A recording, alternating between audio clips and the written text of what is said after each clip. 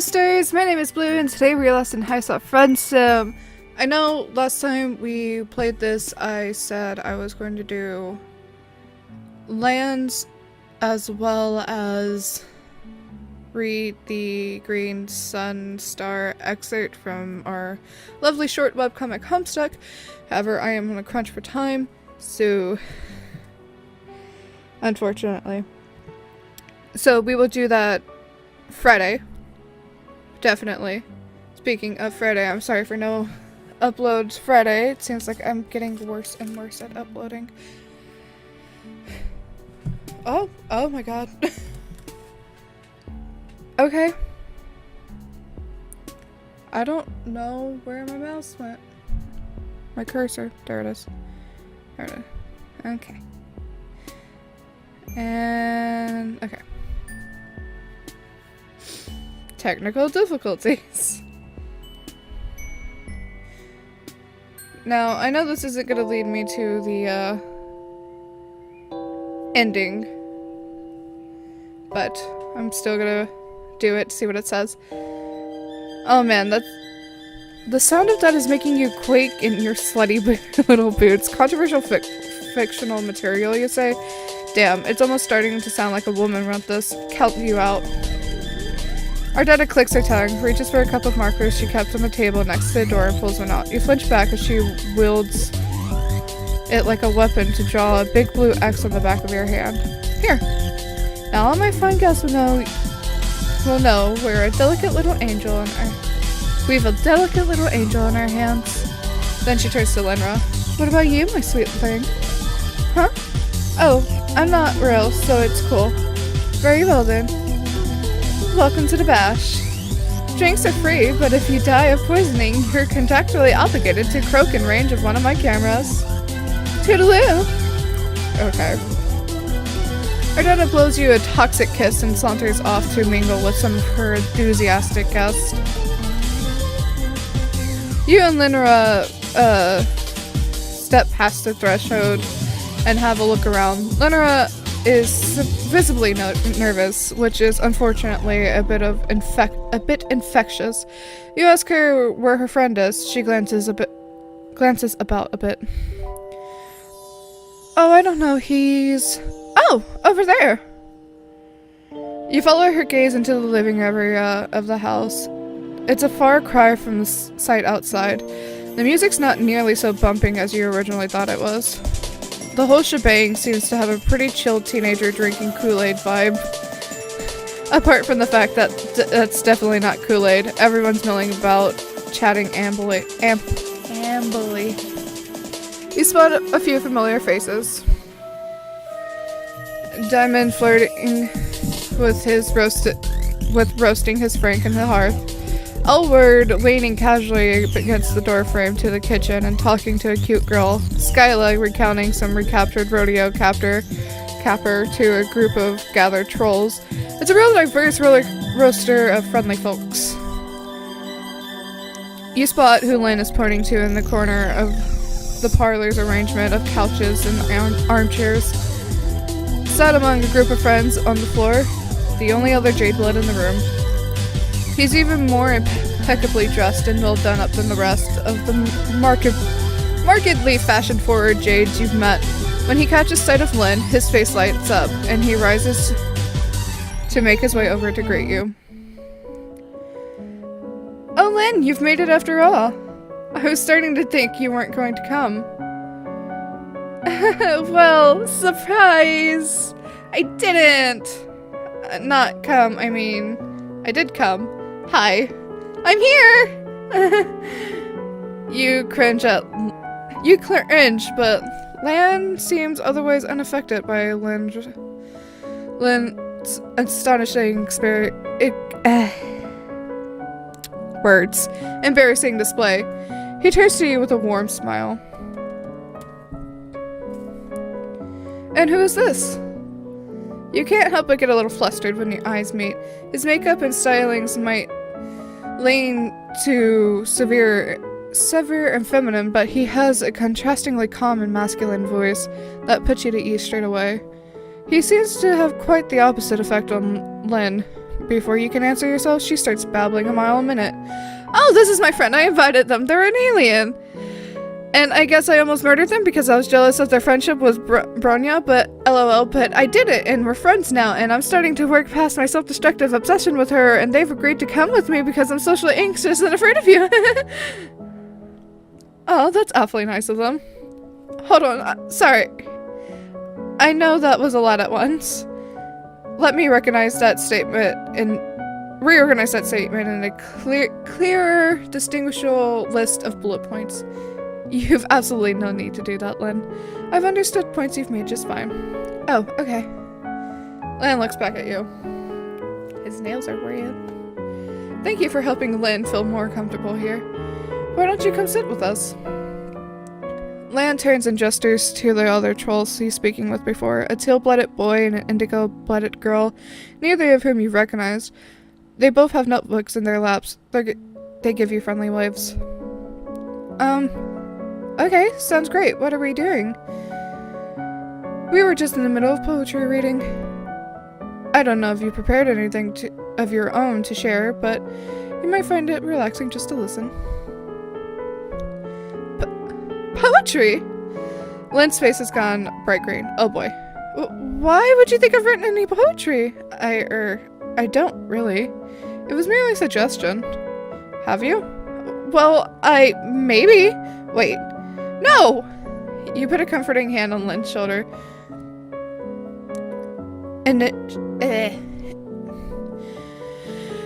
Intuiting immediately, she sees that she has indeed written plenty of poetry, but is embarrassed by the prospect of sharing any of it. You remind her that she's among trusted friends here and has nothing to fear. Oh, I guess you're right. Well then, please, come and join us. Lan leads you back to his group, inviting you to sit down with them in the circle. Lynn goes to deliberate lengths to insert you between herself and Lan so that you're the one sitting next to him. Why don't we pick back up where we left off? I was just about to read my latest piece. You say that sounds great. Lan's two friends close their eyes and take each other's hands. You and Lynn are both plenty surprised when Lan and the indigo blood sitting next to Lynn try to take yours and close the circle. You're at your obviously shocked expression, Lan explains. We find physical contact helps us feel closer on a spiritual level during our poetry sessions. What? But if you aren't comfortable with it, you're under no obligation.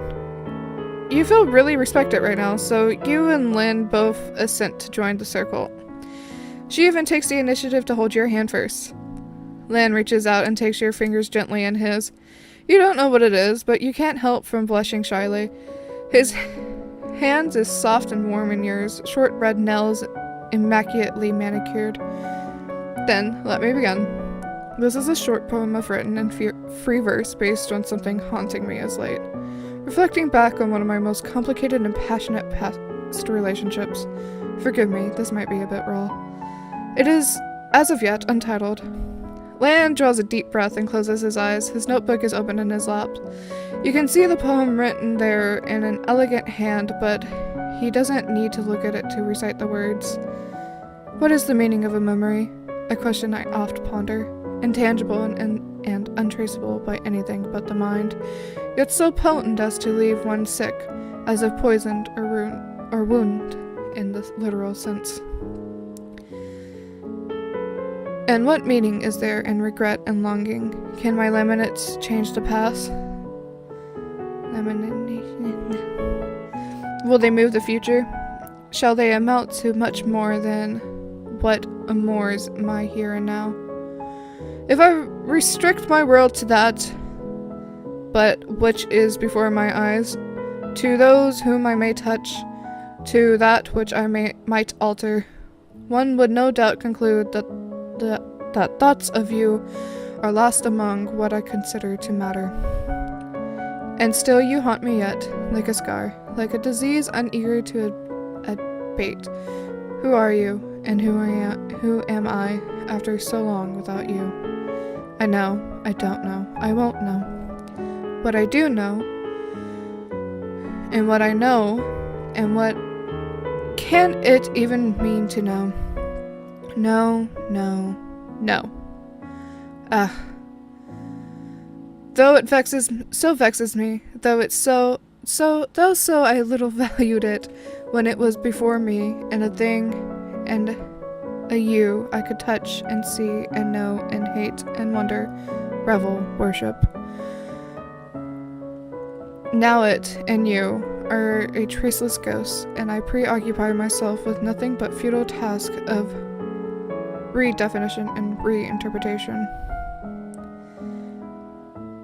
And circuitous dwellings on that which I understand even less now.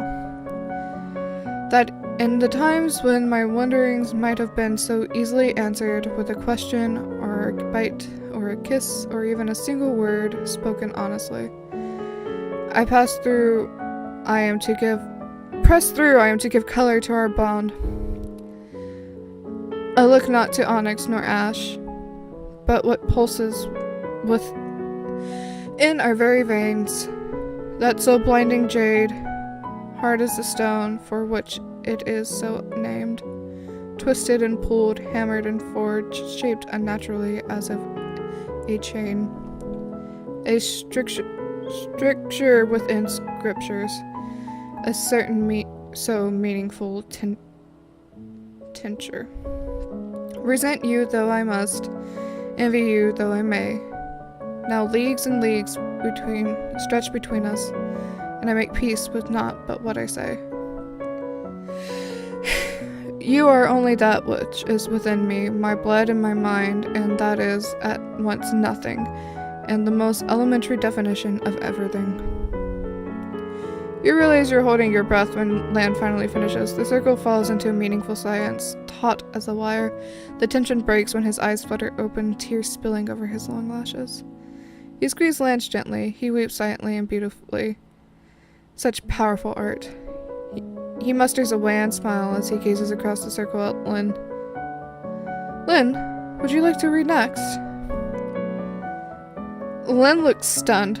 There's moisture gathering in the corner of her eyes. Of course anyone would be moved by something so emotional and raw. I guess I have a poem I could read. Lynn takes out her planner and opens it, breaking the circle of held hands. She can't recite it from memory like Lan. When she speaks, her voice is small and timid. This one's called Still. I'm still. I sit still. I do what I'm told, still. I wonder about the way that I am and think, still. I see her every day and I still miss her. She hugs me and I still feel cold. I'm surrounded by people and I'm still alone. I'm still me. I still love her and I still hate that. Wow, you're really proud of Lynn for opening up like this. She's crying too. Now you reach out and take her hand back in yours. The indigo blood beside her comfortably strokes her shoulder. Sorry, I'm not really good. It's not really good and long like yours, Lan. I'm not really a poet or anything. Just wrote down how I feel. Lynn, that's fine. I thought it was beautiful. Poetry is about expressing yourself. It's not important that it be any length, set length, or sound any certain way. All that matters is that you've spoken, your blood pusher. And I think you've accomplished that remarkably. We're all very proud of you. You find yourself drawn into a group hug by Lan and the other trolls. Lynn is sobbing openly now, and her raw emotion seems to have inspired similar pathos in others. Before you know it, you feel yourself tearing up too. It feels good to get it all out, but before long it's coming clear that Lynn is kind of reaching her limit. She pulls back and sniffles out something about wanting to go home. Of course, Lynn, if that's what you need. I'll take you back to the cloister. Okay. See to it that she gets back safe, will you? You tell Lan that of course you will, and take Lynn carefully by the hand and lead her out of the party. She squeezes your fingers back and to let you know she appreciates you. You walk back from the party in a comfortable silence for a while. When you glance over at her face, it occurs to you that you've never seen Lynn this happy. Of course, this is literally the second time you've ever seen her, so I guess you don't actually have much frame of reference for what her normal emotional state is actually. You really want to encourage her on this path of recovery she's going down and all, so you ask her about, her and Lan. What? Her and Lan. What? We're just friends. I mean, it's not like I have a crush on him or anything. I know I've had romantic feelings for a girl before, so it'd be really problematic if I liked a boy now. Oh, you say. You're sorry. You didn't know. It's okay. Just don't let it happen again. And gives you a warm Good job! Lanque gives you a warm smile and pulls you into a hug. Thank you for helping me. I was really nervous, and I think if it hadn't been for your help, I wouldn't have been able to come at all. But I did, so thanks.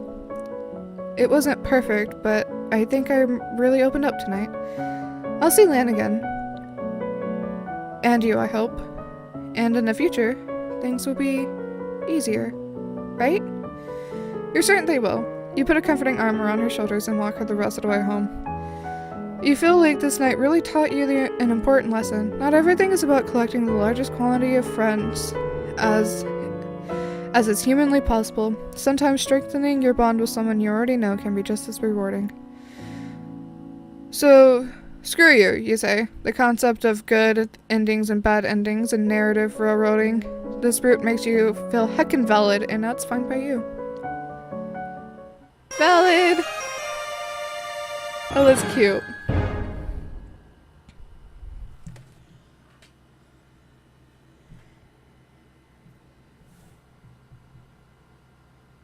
What?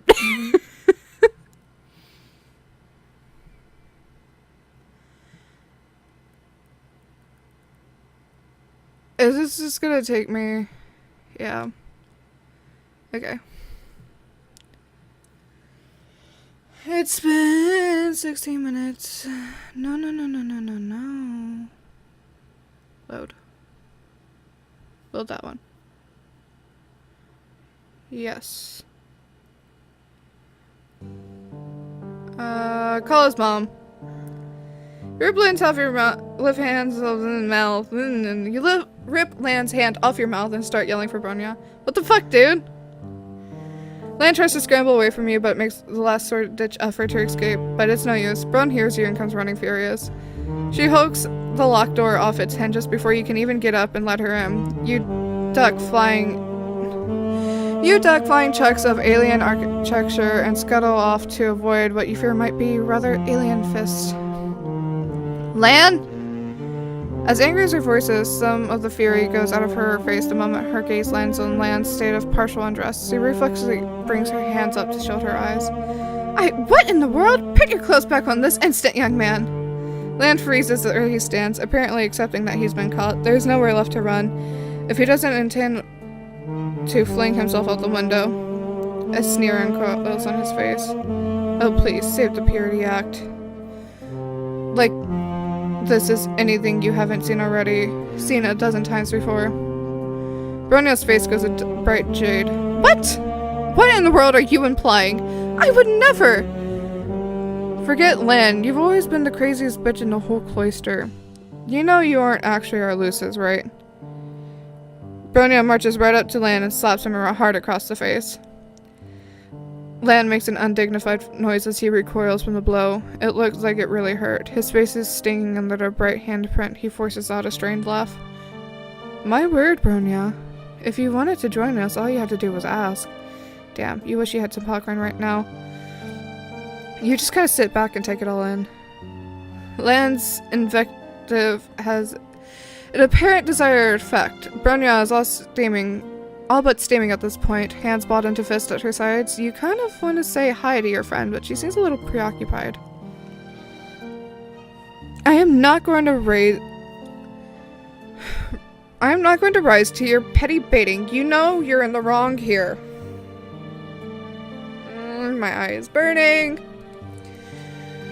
1. We've spoken time and time again about recklessly sneaking out into these parties, and now you're dragging Lynn into your mess. 2. Lynn has told me about all the things you've been saying and doing to her, and it's completely unacceptable, Lan. 3. You have had more than enough lectures about the way you treat your flushed quadrant partners, and it absolutely needs to stop.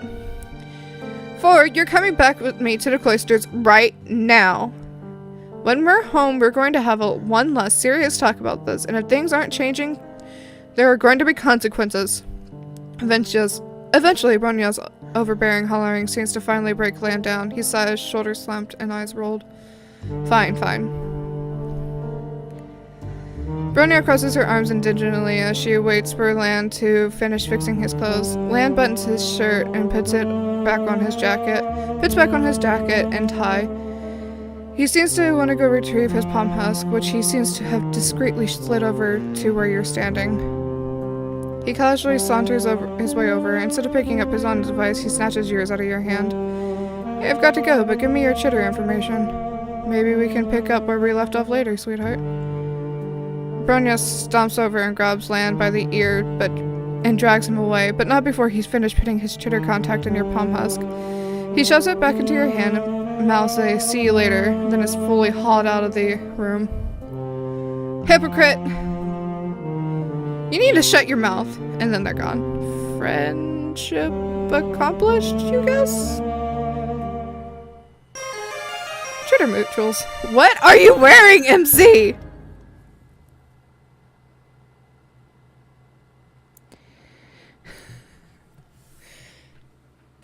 Okay. Back to the main menu. There we go. Yes. Take me back. It was a quick 20-ish minute episode, and Friday we will be reading a little excerpt from our favorite short comic Homestuck. Tying some things in together, maybe. Maybe. And, it's short, but that's it for today's stars. I will see you for...